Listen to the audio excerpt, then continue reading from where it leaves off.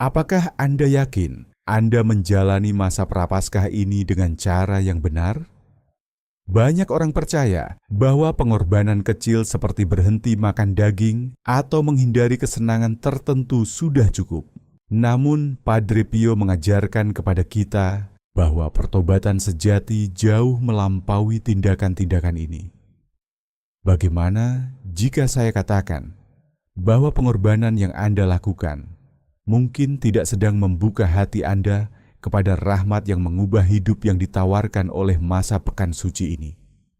Padre Pio, seorang imam yang menerima luka-luka Kristus dan jiwanya sangat bersatu dengan Tuhan, mengungkapkan bahwa Prapaskah bukan sekadar masa pembatasan, melainkan kesempatan suci untuk bertumbuh dalam kekudusan, berpaling dari dosa, dan mendekat kepada Tuhan dengan hati yang diperbarui. Ini adalah panggilan ilahi menuju pertobatan sejati, untuk melepaskan diri dari apapun yang memisahkan kita dari rahmat dan berkomitmen pada jalan iman yang lebih dalam. Namun muncul satu pertanyaan penting. Pengendalian diri, apa yang sungguh dapat mengubah hidup kita? Pengorbanan apa yang membuka hati kita kepada rahmat Tuhan dan menguatkan jiwa kita dalam iman? Padre Pio meninggalkan kepada kita warisan yang kuat melalui hidup doa, pengorbanan, dan kasih tanpa syarat kepada Tuhan. Ajarannya bukan sekadar aturan kosong atau tradisi belaka, melainkan jalan yang terbukti menuju pengudusan dan persatuan dengan Kristus. Kita tidak boleh mengabaikan pesan ini. Prapaskah bukanlah masa biasa. Ini adalah panggilan serius dari Tuhan untuk mendekat kepadanya dengan tulus. Jika kita menanggapi pengendalian diri ini dengan sungguh-sungguh, kita akan mengalami damai dan kekuatan rohani yang mungkin belum pernah kita rasakan sebelumnya. Ini adalah kesempatan yang tidak boleh kita lewatkan. Banyak dari kita berfokus pada praktik lahiriah tanpa memahami tujuan terdalamnya. Kita berhenti makan cokelat, media sosial, atau makanan tertentu dengan keyakinan bahwa tindakan-tindakan ini saja sudah memenuhi kewajiban Prapaskah kita. Namun Padre Pio memperingatkan kita, pengorbanan lahiriah tanpa perubahan batin adalah seperti bejana kosong. Mereka berbunyi tetapi tidak membawa apapun yang bernilai. Hari ini saya akan membagikan kepada Anda 7 pengendalian diri terkuat menurut Padre Pio. Ini bukan tindakan penyangkalan diri yang acak, melainkan praktik rohani yang dipilih dengan cermat dan mampu mengubah jiwa Anda sepenuhnya. Yang terakhir, memiliki kekuatan untuk merevolusi kehidupan rohani Anda sepenuhnya. Apa yang membuat pengendalian diri ini begitu istimewa? Mereka tidak hanya menyasar tubuh kita, tetapi jiwa kita. Mereka tidak hanya menyentuh tindakan kita, tetapi niat kita. Mereka tidak hanya mengubah kebiasaan kita, tetapi hati kita. Dan yang terpenting, mereka membawa kita ke dalam persekutuan yang lebih dalam dengan penderitaan dan kebangkitan Kristus.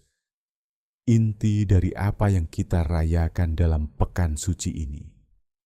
Salah satu ajaran terpenting Padre Pio adalah bahwa pengendalian diri bukan sekadar tindakan penyiksaan tubuh, melainkan penolakan sadar terhadap dosa, penyerahan diri yang terus-menerus dalam doa, dan pelayanan yang murah hati kepada sesama.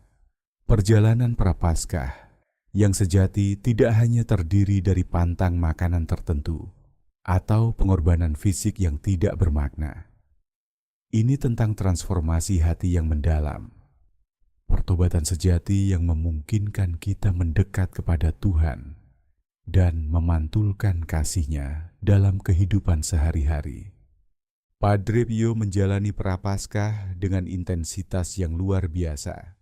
Walaupun kita mengenalnya melalui stigmata yang tampak, luka-luka Kristus yang ia terima selama 50 tahun, sedikit orang yang memahami kedalaman penderitaan dan pengorbanan batinnya. Ia menghabiskan malam-malam penuh dalam doa, seringkali hanya tidur 2 atau 3 jam. Puasanya sangat keras, kadang-kadang hanya menerima ekaristi selama berhari-hari. Namun ia tidak pernah membicarakan pengorbanan-pengorbanan ini atau menarik perhatian kepadanya.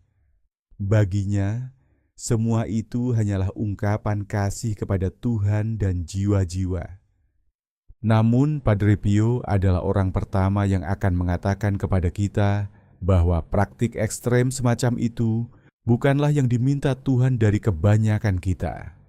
Yang sangat menyentuh hatinya adalah melihat orang-orang biasa membuat kemajuan rohani yang luar biasa melalui pengendalian diri yang sederhana, namun otentik. Ia sering berkata, Tuhan tidak membutuhkan karya kita, Ia membutuhkan kasih kita. Pernyataan yang mendalam ini mengungkapkan tujuan sejati pengorbanan Prapaskah. Bukan untuk mengesankan Tuhan dengan kemampuan kita menerima kesulitan, melainkan untuk menyingkirkan rintangan yang menghalangi kita mengasihi Dia sepenuhnya. Dalam dunia modern, kita telah kehilangan makna sejati Prapaskah. 40 hari yang Yesus habiskan di padang gurun bukan sekadar tentang kekurangan fisik. Itu adalah masa pertempuran rohani yang intens, doa, dan persiapan bagi pelayanannya di depan umum. Demikian pula, perjalanan Prapaskah kita seharusnya menjadi masa peperangan rohani, di mana kita menghadapi kelemahan kita, memperkuat hidup doa kita, dan mempersiapkan diri untuk hidup lebih autentik sebagai orang Kristen. Banyak dari kita mendekati Prapaskah dengan mentalitas daftar tugas, berhenti makan kesukaan, menghadiri devosi jalan salib, memasukkan sedikit uang ke kotak amal. Walaupun praktik-praktik ini memiliki nilai, semuanya dapat dengan mudah menjadi rutinitas mekanis yang tidak menyentuh hati kita. Padre Pio menantang kita untuk masuk lebih dalam, untuk memeriksa apa yang sungguh memisahkan kita dari Tuhan dan sesama. Gereja memberikan pekan suci ini kepada kita sebagai anugerah. 40 hari untuk melepaskan diri dari kelalaian rohani dan menyalakan kembali cinta pertama kita kepada Tuhan. Ini adalah waktu untuk membersihkan kekacauan rohani yang menumpuk di dalam hati kita. Seperti kita membersihkan rumah secara menyeluruh setelah pekan dingin yang panjang, pembersihan rohani ini bukan dimaksudkan sebagai beban, melainkan sebagai pembebasan, menyingkirkan apa yang memberatkan kita, agar kita dapat bangkit bersama Kristus pada Paskah. Padre Pio memahami kebenaran mendalam ini. Selama Prapaskah, ia melihat peningkatan besar dalam jumlah orang yang datang untuk mengaku dosa. Banyak yang mengatakan kepadanya bahwa mereka datang karena merasakan dorongan yang tak dapat dijelaskan untuk berdamai dengan Tuhan. Inilah waktu belas kasih, katanya. Jangan biarkan berlalu begitu saja. Ia menyadari bahwa Prapaskah menciptakan suatu keterbukaan khusus dalam hati manusia saat kita lebih siap menerima rahmat Tuhan yang mengubah hidup. Jika Anda sungguh ingin menjalani Prapaskah ini dengan kedalaman dan bermakna, tulislah di kolom komentar, Tuhan, siapkanlah aku di masa Prapaskah ini. Tindakan iman yang sederhana ini membuka hati Anda untuk menerima kebijaksanaan yang akan saya bagikan kepada Anda. Sekarang, persiapkan diri Anda untuk sebuah perjalanan transformasi rohani saat Anda menelusuri praktik-praktik Prapaskah terkuat dari Padre Pio. Praktik-praktik yang telah menuntun banyak jiwa kepada pertobatan yang mendalam dan damai yang bertahan lama bersama Tuhan. Marilah kita menemukan pengendalian diri pertama yang kuat yang diajarkan Padre Pio. Sebuah praktik yang melampaui sekadar ketaatan lahiriah dan menyentuh inti kehidupan rohani kita. Pengendalian diri pertama dan yang paling penting yang ditekankan Padre Pio adalah berpuasa dari dosa. Seperti yang sering ia katakan, apa gunanya berpantang dari makanan tertentu jika Anda terus memberi makan jiwa Anda dengan gosip, dendam, iri hati, atau ketidakpedulian terhadap Tuhan? Wawasan yang mendalam ini mengungkapkan kebenaran mendasar. Pengorbanan lahiriah memiliki sedikit nilai jika hati Anda tetap tidak berubah. Berpuasa dari dosa berarti melakukan usaha sadar untuk memperbaiki sikap dan kebiasaan yang menjauhkan Anda dari kekudusan. Setiap dari Anda memiliki satu kelemahan utama, satu dosa yang terus muncul dalam hidup Anda meskipun niat Anda baik. Bagi sebagian orang, itu adalah ketidaksabaran yang meledak pada gangguan sekecil apapun. Bagi yang lain, itu adalah kesombongan yang membuat mereka defensif ketika ditegur. Yang lain lagi bergumul dengan lidah yang tidak penuh kasih, cepat menghakimi dan lambat memuji. Padre Pio menasihati anak-anak rohaninya untuk mengidentifikasi kelemahan utama ini dan memusatkan usaha prapaskah mereka untuk melawannya. Jangan mencoba melawan semua dosa sekaligus, katanya. Pilihlah yang paling merusak hubunganmu dengan Tuhan dan sesama, dan lawanlah itu dengan seluruh kekuatanmu. Bagaimana Anda mempraktikkan puasa dari dosa ini? Padre Pio menyarankan komitmen konkret setiap hari. Jika pergumulan Anda adalah ketidaksabaran, berhentilah sejenak dan tarik napas dalam-dalam sebelum menanggapi provokasi. Jika Anda cenderung menghakimi dengan keras, berusahalah menemukan sesuatu yang positif dalam setiap orang yang Anda jumpai. Jika Anda mudah cemas berlebihan, gantilah pikiran-pikiran gelisah dengan doa-doa singkat penuh kepercayaan. Bentuk puasa ini menuntut kewaspadaan dan kerendahan hati yang terus-menerus. Anda harus menyadari pemicu dan pola Anda. Anda mungkin perlu menghindari situasi tertentu yang membawa Anda ke dalam pencobaan. Yang terpenting, Anda harus segera memohon pengampunan ketika Anda jatuh dan memulai kembali tanpa putus asa. Padre Pio meyakinkan Anda bahwa Tuhan lebih berkenan pada ketekunan Anda setelah kegagalan daripada keberhasilan Anda tanpa perjuangan. Praktik prapaskah kedua yang kuat yang dianjurkan Padre Pio adalah keheningan suci. Dalam dunia kita yang bising, kita terus-menerus dikelilingi oleh gangguan, notifikasi media sosial, acara televisi, musik, dan percakapan dangkal. Kita merasa sulit untuk diam, karena kebisingan memberi kita rasa kebersamaan palsu dan mencegah kita menghadapi kehidupan batin kita. Padre Pio menghayati keheningan sebagai bentuk doa yang mendalam, karena ia tahu bahwa kebisingan dunia seringkali menghalangi kita mendengar suara Tuhan. Ia pernah berkata kepada seorang putri rohani, "Dalam keheningan hatimu, Tuhan berbicara. Namun bagaimana mungkin engkau mendengarnya jika hidup batinmu dipenuhi oleh kebisingan?" Keheningan suci ini bukan sekadar ketiadaan suara, melainkan mendengarkan dengan penuh perhatian akan kehadiran Tuhan. Selama prapaskah, Anda dapat mempraktikkan keheningan suci dengan menciptakan zona bebas teknologi dalam hari Anda. Mungkin Anda berkomitmen untuk mematikan ponsel saat makan, atau 1 jam sebelum tidur. Anda bisa pergi bekerja tanpa menyalakan radio, membiarkan pikiran Anda beristirahat dalam doa. Anda dapat menjadi lebih sadar akan percakapan-percakapan yang tidak perlu yang menguras energi Anda atau menjerumuskan Anda ke dalam gosip. Padre Pio secara khusus merekomendasikan waktu hening di hadapan Sakramen Maha Kudus, di mana kita hanya duduk dalam kehadiran Tuhan tanpa agenda atau kata-kata. Tinggallah di sana, katanya, seperti seorang anak yang beristirahat dalam pelukan ayahnya. Waktu yang tampaknya tidak produktif ini sebenarnya sangat mengubah, karena memungkinkan kasih Tuhan menembus kedalaman keberadaan kita. Pilar ketiga yang penting untuk menjalani Prapaskah menurut Padre Pio adalah doa yang intens. Ia menegaskan bahwa tidak cukup hanya berdoa. Kita harus berdoa dengan hati seolah-olah itu adalah kesempatan terakhir kita berbicara dengan Tuhan. Banyak dari kita mengulangi doa secara mekanis tanpa benar-benar memikirkan apa yang kita ucapkan atau kepada siapa kita berbicara.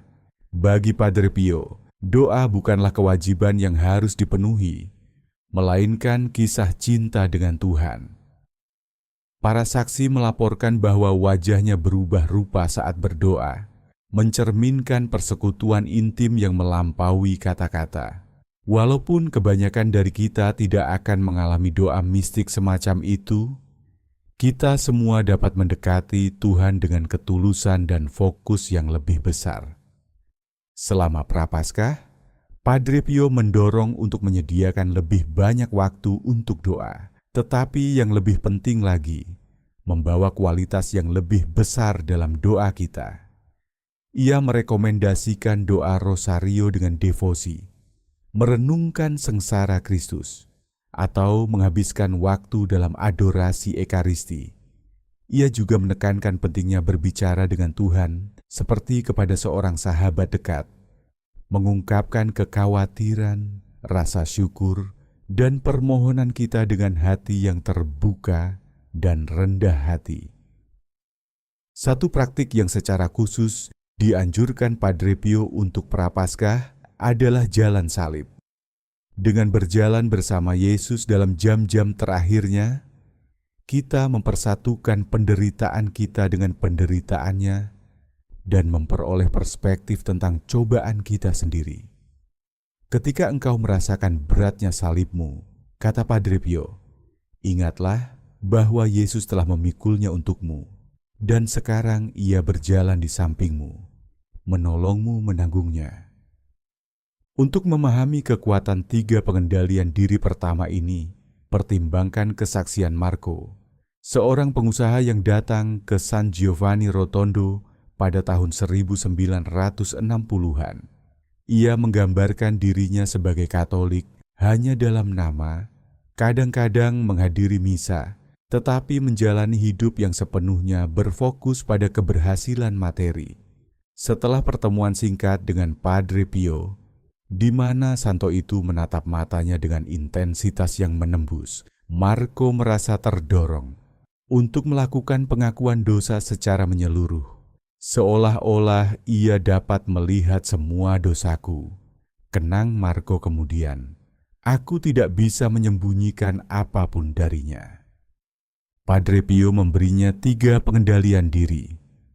Berpuasa dari kebiasaan berbohong dalam urusan bisnis, menghabiskan 15 menit dalam keheningan setiap pagi, dan mendoakan 1 peristiwa rosario setiap hari sambil merenungkan sengsara Kristus. Semua ini tampak terlalu sederhana untuk membuat perbedaan, akuinya. Dalam beberapa minggu, praktik-praktik sederhana ini mulai mengubahnya. Puasa dari ketidakjujuran memaksanya menghadapi rasionalisasi dan etika yang dikompromikan. Keheningan harian menciptakan ruang untuk pemeriksaan diri yang selalu ia hindari. Dan doa singkat itu menghubungkannya dengan penderitaan Kristus dengan cara yang perlahan melunakkan hatinya. 6 bulan kemudian, Marco kembali ke San Giovanni Rotondo sebagai pribadi yang berubah. Aku datang untuk berterima kasih kepada Padre Pio, katanya. Tetapi ia hanya tersenyum dan berkata, anakku, bersyukurlah kepada Tuhan, bukan kepadaku. Aku memberimu pengendalian diri kecil, ia memberimu rahmat besar. Mari kita lanjutkan perjalanan kita. Pengendalian diri yang telah kita bahas sejauh ini mempersiapkan tanah bagi praktik-praktik yang bahkan lebih mengubah, yang diungkapkan oleh Padre Pio. Yang berikutnya menyentuh inti kehidupan Kristen dan menuntun kita kepada pertumbuhan rohani yang mendalam. Pengendalian diri keempat yang kuat yang diajarkan Padre Pio adalah penerimaan penderitaan. Dalam budaya yang berorientasi pada kenyamanan, kita secara alami berusaha menghindari rasa sakit dan ketidaknyamanan.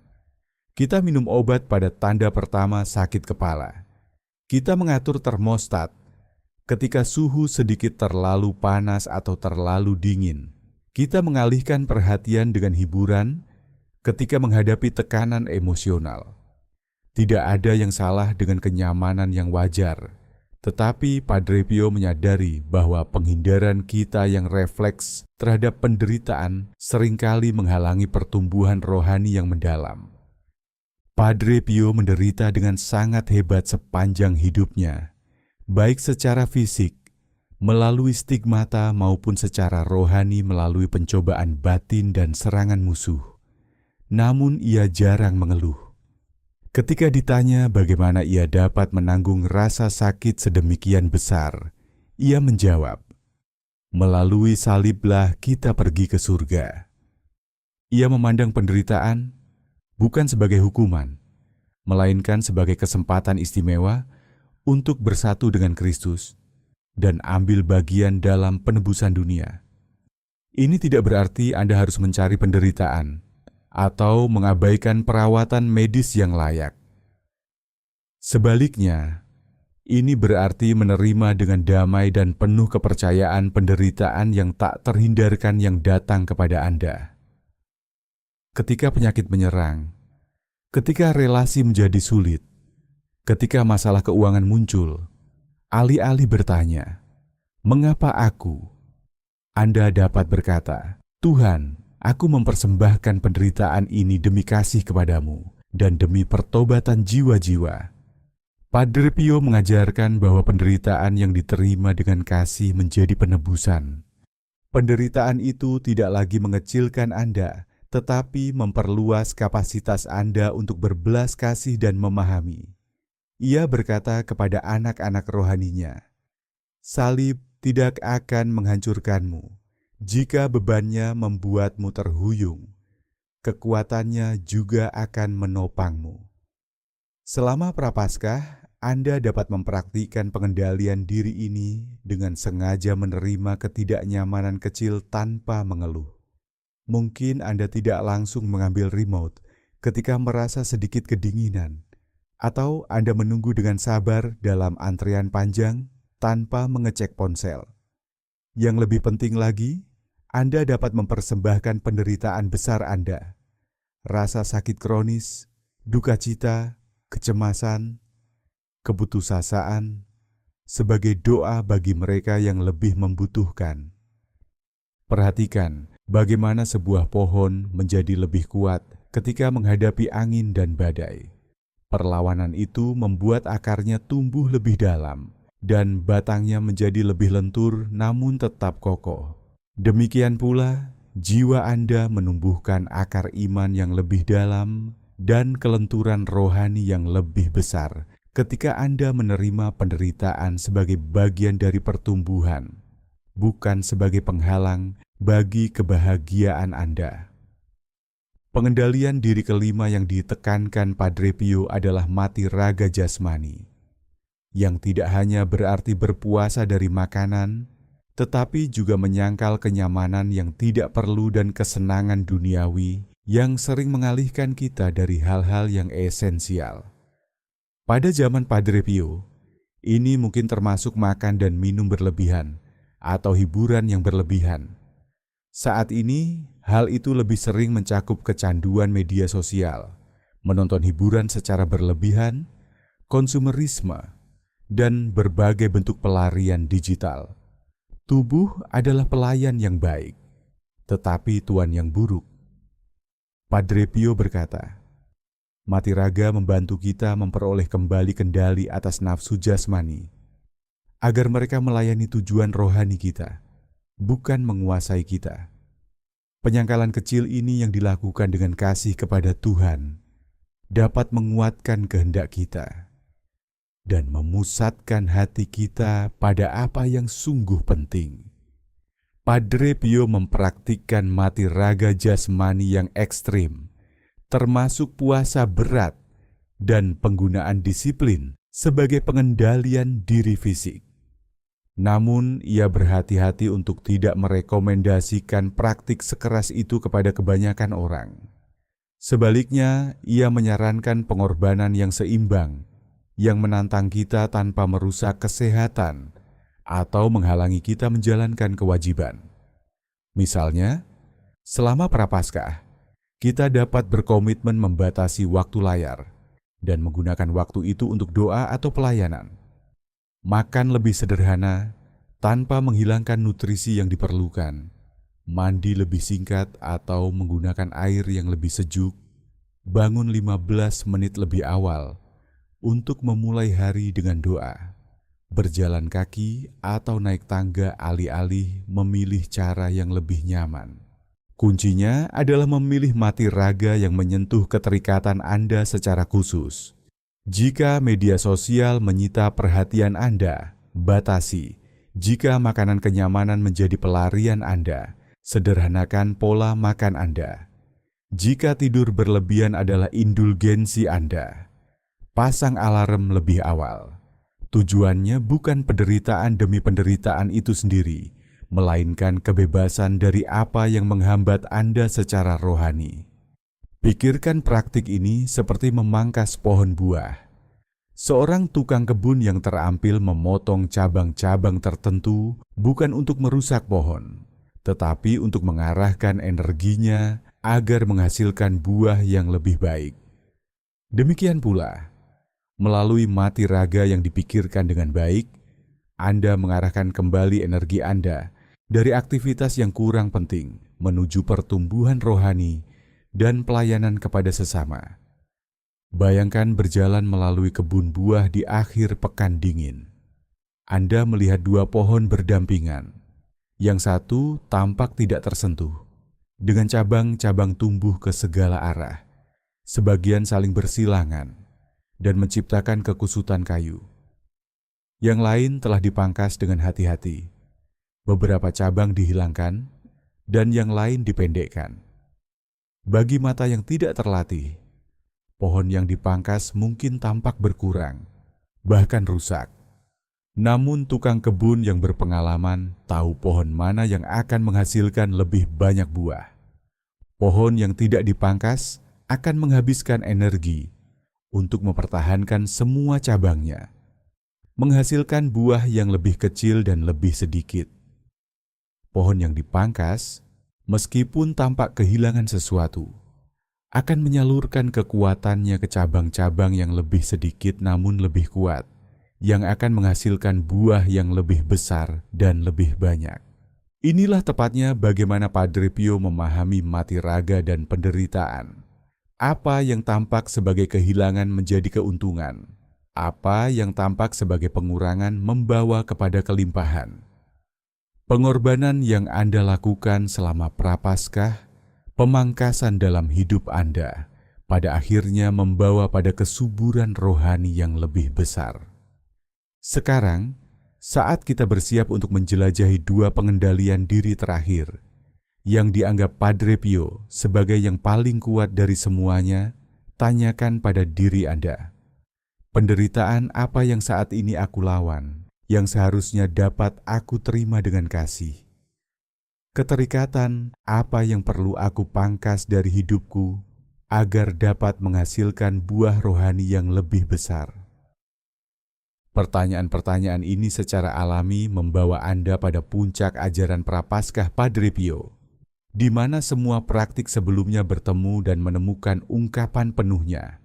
Kita sekarang tiba pada apa yang dianggap Padre Pio sebagai salah satu praktik paling transformatif. Pengakuan dosa yang sering. Ia dapat menghabiskan hingga 16 jam sehari di ruang pengakuan dosa, mendengarkan para peniten dari seluruh dunia. Beberapa orang menunggu berhari-hari hanya untuk beberapa saat bersamanya.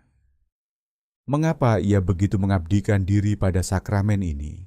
Karena ia menyaksikan kekuatannya yang luar biasa dalam mengubah hidup. Pengakuan dosa adalah mandi bagi jiwa. Padre Pio sering berkata, kamu harus pergi setidaknya sekali seminggu. Aku tidak ingin jiwa-jiwa menjauh dari pengakuan dosa lebih dari seminggu. Bahkan rumah yang bersih dan kosong pun mengumpulkan debu. Kembalilah setelah seminggu, dan kamu akan melihat bahwa ia perlu dibersihkan lagi. Metafora yang kuat ini mengungkapkan pemahaman praktis Padre Pio tentang kodrat manusia. Bahkan ketika kita berusaha hidup bajik, kita mengumpulkan debu rohani. Dosa ringan, keterikatan, dan sikap-sikap yang perlahan menjauhkan kita dari Tuhan.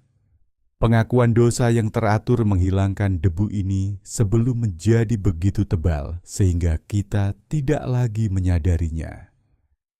Selama Prapaskah, Padre Pio menganjurkan pengakuan dosa yang lebih sering lagi. Ia melihat pekan ini sebagai waktu yang ideal untuk pembersihan rohani yang mendalam. Bukan hanya menghilangkan debu di permukaan, tetapi juga menangani masalah yang lebih dalam yang mungkin telah menumpuk selama bertahun-tahun. Banyak peniten melaporkan bahwa setelah mengaku dosa kepada Padre Pio, mereka merasakan keringanan yang luar biasa, seolah-olah beban berat telah diangkat. Beberapa menggambarkannya seperti dilahirkan kembali. Apa yang membuat pengakuan dosa dengan Padre Pio begitu kuat? Para saksi melaporkan bahwa ia memiliki karunia membaca jiwa, sering mengungkapkan dosa-dosa yang telah dilupakan peniten atau terlalu malu untuk disebutkan. Namun yang lebih penting, ia menyampaikan belas kasih Tuhan dengan keyakinan sedemikian rupa, sehingga bahkan para pendosa yang paling keras hati pun pergi dalam keadaan berubah. Ia sekaligus tegas terhadap dosa dan penuh belas kasih terhadap para pendosa. Selama Prapaskah, pertimbangkan untuk melakukan pengakuan dosa yang lebih mendalam dari biasanya. Luangkan waktu untuk pemeriksaan batin yang cermat, mungkin dengan meninjau hidup Anda sejak pengakuan dosa terakhir yang baik. Datanglah ke sakramen ini bukan sebagai kewajiban yang harus dipenuhi, tetapi sebagai perjumpaan penyembuhan dengan Kristus Sang Tabib. Padre Pio memberikan nasihat ini untuk melakukan pengakuan dosa yang baik. Sebutkan dosa-dosamu secara spesifik. Tuduhan yang kabur tidak berguna. Sebutkan berapa kali Anda melakukan setiap dosa jika memungkinkan. Sebutkan keadaan yang relevan. Bersikaplah sepenuhnya jujur. Tuhan sudah mengetahui segalanya, dan Ia menantikan pengakuan Anda bukan untuk menghukum, melainkan untuk mengampuni. Setelah menerima absolusi, Padre Pio menganjurkan untuk meluangkan waktu dalam syukur, bukan langsung pergi. Saat-saat setelah pengakuan dosa sangat berharga, katanya, karena pada saat itulah jiwa paling peka terhadap rahmat dan ilham Tuhan. Kita sekarang sampai pada apa yang dianggap Padre Pio sebagai pengendalian diri mahkota, yang sekaligus menuntut dan menghasilkan transformasi terdalam. Kasih tanpa batas. Tanpa kasih, katanya, puasa hanyalah kelaparan. Doa hanyalah kata-kata, dan pengakuan dosa hanyalah ritual kosong. Dalam pemahaman Padre Pio, kasih berarti jauh lebih dari sekadar memberi uang kepada orang miskin, meskipun itu dapat menjadi bagiannya. Kasih sejati tidak kurang dari melihat dan memperlakukan orang lain seperti Kristus, dengan kesabaran, kebaikan, pengampunan dan perhatian yang tulus terhadap kesejahteraan mereka. Ini berarti mengasihi rekan kerja yang sulit, tetangga yang sering menyinggung Anda, anggota keluarga yang telah menyakiti Anda berulang kali. Padre Pio menunjukkan kasih yang luar biasa sepanjang hidupnya. Selama Prapaskah, Padre Pio mendorong anak-anak rohaninya untuk mempraktikkan apa yang ia sebut kasih heroik, melampaui apa yang terasa nyaman atau wajar. Ini bisa berarti menjadi relawan bagi mereka yang paling terpinggirkan di komunitas Anda. Bisa berarti berdamai dengan seseorang yang telah sangat melukai Anda. Bisa berarti memberi lebih murah hati daripada yang Anda kira mampu Anda berikan kepada mereka yang membutuhkan. Paradoks kasih yang dipahami Padre Pio dengan sempurna adalah bahwa kasih tampak mengurangi Anda, tetapi sebenarnya memperbesar Anda. Ketika Anda memberikan waktu, perhatian, pengampunan, atau sumber daya Anda melampaui apa yang tampak wajar, Anda tidak berakhir dengan lebih sedikit. Anda menjadi lebih sepenuhnya manusia, lebih selaras dengan tujuan sejati Anda, dan lebih dipenuhi oleh sukacita yang nyata. Kasih sebagai bentuk puasa tertinggi. Anda berpuasa dari keegoisan, dari ilusi bahwa Anda terpisah dari orang lain, dari ketakutan bahwa tidak ada cukup kasih untuk dibagikan. Dan dalam puasa ini, Anda mendapati diri Anda lebih dipuaskan daripada oleh kenikmatan dunia manapun. 7 pengendalian diri yang diajarkan Padre Pio: puasa dari dosa, keheningan suci, doa yang intens, penerimaan penderitaan, mati raga tubuh, pengakuan dosa yang sering, dan kasih tanpa batas, bukanlah praktik-praktik yang terpisah, melainkan satu jalan transformasi yang terpadu. Masing-masing menguatkan dan memperdalam yang lain. Puasa dari dosa menciptakan ruang batin yang dibutuhkan keheningan suci. Keheningan memungkinkan perhatian terfokus yang membuat doa menjadi sungguh-sungguh. Doa memberikan kekuatan untuk menerima penderitaan tanpa kepahitan. Menerima penderitaan membuat mati raga tubuh menjadi bermakna, bukan bersifat menyiksa diri. Mati raga mempersiapkan hati untuk pengakuan dosa yang jujur, dan pengakuan dosa melepaskan rahmat yang memberdayakan kasih sejati. Bersama-sama, praktik-praktik ini menciptakan arus transformasi yang kuat, menggerakkan Anda dari pencarian kenyamanan yang berpusat pada diri sendiri menuju kasih yang berpusat pada Kristus. Mereka perlahan menyingkirkan lapisan-lapisan egoisme, keterikatan, dan kebutaan rohani, menyingkapkan identitas sejati Anda sebagai anak-anak Tuhan yang terkasih, yang dipanggil untuk mengasihi seperti Dia mengasihi. Saat kita bersiap mengakhiri penjelajahan kita atas praktik-praktik prapaskah yang kuat ini, renungkanlah mana di antara semuanya yang paling berbicara langsung kepada kebutuhan rohani Anda saat ini. Di mana pertumbuhan Anda paling terhambat? Praktik mana yang tampak paling menantang, dan karena itu mungkin menawarkan peluang terbesar untuk transformasi? Keindahan pendekatan Padre Pio adalah bahwa Anda dapat memulai dengan salah satu dari praktik-praktik ini, dan itu secara alami akan menuntun Anda kepada yang lain. Saat kita menutup perjalanan ini, marilah kita merenungkan kebijaksanaan mendalam yang telah dibagikan Padre Pio kepada kita. Padre Pio pernah berkata, hidup seorang Kristen tidak lain adalah perjuangan terus-menerus melawan diri sendiri.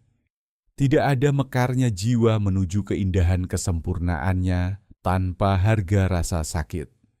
Kata-kata ini mungkin terdengar keras bagi telinga modern yang terbiasa dengan pesan kenyamanan dan peneguhan diri. Namun, di dalamnya terdapat kebenaran yang membebaskan, yang telah dilupakan oleh budaya kita yang terobsesi pada kenyamanan. Jalan menuju sukacita sejati seringkali melewati pengorbanan dan pemberian diri. Lihatlah kembali hidup Anda sendiri. Kapan Anda merasa paling terpenuhi, paling hidup, paling terhubung dengan tujuan sejati Anda? Apakah ketika Anda mengejar kenyamanan dan kesenangan? Ataukah ketika Anda memberikan diri dengan murah hati untuk sesuatu yang lebih besar dari diri Anda? Apakah ketika Anda melindungi diri dari segala rasa sakit? Ataukah ketika Anda menerima tantangan yang layak meskipun sulit? Para kudus secara konsisten bersaksi bahwa kebahagiaan sejati tidak datang dari mengumpulkan kenikmatan atau menghindari ketidaknyamanan, melainkan dari menyelaraskan hidup kita dengan tujuan Tuhan, bahkan ketika keselarasan itu menuntut pengorbanan. Inilah paradoks di jantung kekristenan. Siapa yang mau menyelamatkan nyawanya, ia akan kehilangan nyawanya. Tetapi siapa yang kehilangan nyawanya karena aku, ia akan mendapatkannya. Matius bab 16 ayat 25. Prapaskah mengundang kita masuk ke dalam paradoks ini. Melalui praktik-praktik yang telah dibagikan Padre Pio kepada kita secara sukarela kehilangan hidup kita, keterikatan kita, kenyamanan kita, keakuan kita, agar kita dapat menemukan hidup sejati kita yang tersembunyi bersama Kristus.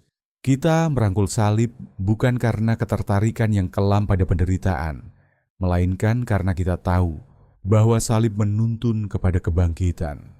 Saat kita mendekati Pekan Suci dan Paskah, saya mendorong Anda untuk tidak membiarkan Pekan Suci ini berlalu tanpa meninggalkan jejak dalam jiwa Anda.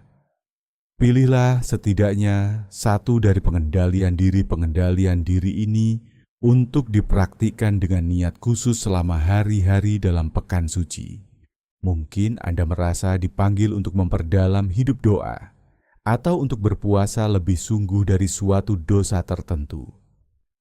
Mungkin Anda membutuhkan rahmat penyembuhan dari pengakuan dosa atau kekuatan transformatif dari memperluas kasih kepada seseorang yang telah menyakiti Anda.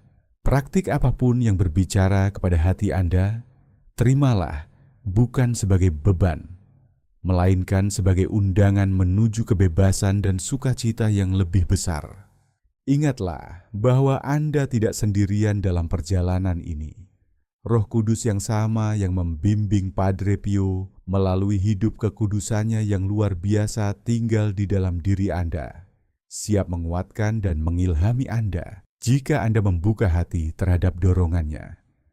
Padre Pio sendiri memberi kita dorongan ini. Berdoalah, berharaplah, dan jangan khawatir. Kekhawatiran tidak berguna. Tuhan itu penuh belas kasih dan akan mendengarkan doamu. Kata-kata sederhana ini mengandung kebijaksanaan yang mendalam. Semoga masa Prapaskah ini menjadi waktu rahmat dan transformasi yang mendalam bagi Anda dan orang-orang yang Anda kasihi. Dan semoga pengendalian diri yang kuat yang diungkapkan oleh Padre Pio menuntun Anda kepada kepenuhan sukacita Paskah. Kalau kamu merasa renungan ini bermanfaat, tolong like, subscribe, dan share. Mari sebarkan kebijaksanaan rohani Padre Pio kemana-mana. Terima kasih sudah ikut dalam perjalanan iman ini. Semoga doamu kuat, imanmu teguh, dan rosariomu selalu dekat di hatimu. Yesus engkau andalanku. Amin.